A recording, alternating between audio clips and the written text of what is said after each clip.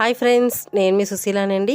వారాహిమాత అమ్మవారి గుప్త నవరాత్రులు జరుగుతూ ఉన్నాయి కదా. మరైతే ఈరోజు శుక్రవారం అమ్మవారికి ఎంతో ఇష్టమైన రోజు కాబట్టి అమ్మవారికి ఈరోజు భక్తులందరితోటి కుంకుమ పూజలు నిర్వహించారండి. ఈ కుంకుమ పూజల అనంతరం భక్తులు అమ్మవారిని దర్శించుకోవడం జరిగింది. మరి నేను కూడా అమ్మవారిని దర్శించుకున్నాను. మీ అందరూ కూడా దర్శించుకొని ఆ యొక్క తల్లి కరుణా కృపా కటాక్షాలకి పాత్రులు కావాలనే ఉద్దేశంతో మీకు కూడా ఈ అమ్మవారిని చూపిస్తూ వీడియో చేస్తున్నాను ఫ్రెండ్స్. అలాగే ఈ యొక్క అమ్మవారిని ఎలా చేయాలి, పూజలు ఏమిటి, గుప్త నవరాత్రుల కోసం స్పష్టంగా తెలియని వాళ్ళు చాలామంది ఉన్నారు. అయినప్పటికీ మరికొంతమంది వాళ్ళ శక్తియుక్తుల కొద్దీ ఎంతో భక్తి శ్రద్ధలతో అమ్మవారిని కొలుచుకున్నారు. మరి చేసే ఓపిక లేని వాళ్ళు మరికొంతమంది ఉంటారు.